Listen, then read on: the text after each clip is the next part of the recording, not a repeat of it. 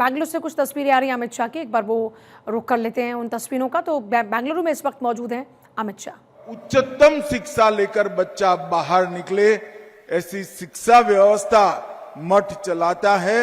मैं मठ के सभी चलाने वाले सहकर्मी और निर्मलानंद नाथ महास्वामी को बहुत बहुत बधाई देना चाहता हूं।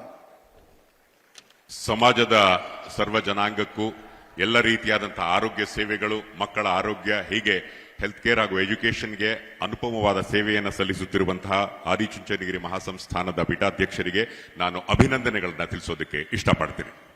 आज यहां पर लगभग 200 करोड़ रुपए की लागत से 16 एकड़ में 20 लाख वर्ग फुट के कंस्ट्रक्शन के साथ 4000 छात्र पढ़ाई कर पाए, ऐसा एक संकुल विद्या का धाम यहां बना है।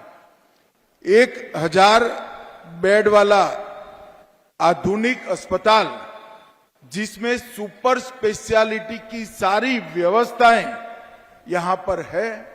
और सबसे बड़ी बात, गरीबों के लिए मुफ्त और किफायती दर से संपूर्ण इलाज की व्यवस्था और शिक्षा, ये संकुल सच अर्थ में एक सेवा का बहुत बड़ा माध्यम बनेगा, इसका मुझे विश्वास है।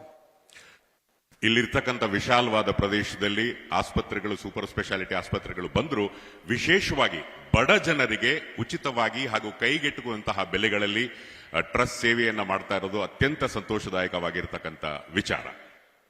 मैं जब आज यहां आया हूं तब श्री आदि चुनचुनगिरी मठ के जगत गुरु श्री श्री श्री डॉक्टर बाल गंगाधर नाथ जी महास्वामी जी को भी श्रद्धा पूर्वक प्रणाम कर कर उनको याद करना चाहता हूं।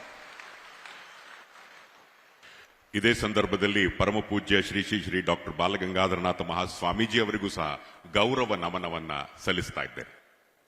आदि चुनचुनगिरी की पवित्र पहाड़ियों में 1800 साल से जो एक परंपरा थी, आध्यात्मिक परंपरा थी, वो आध्यात्मिक परंपरा को बरकरार रखते हुए, उसको और उज्जवल करते हुए, इसके साथ सेवा, शिक्षा और समर्पण, इसको जोड़ने का काम महास्वामी ने किया।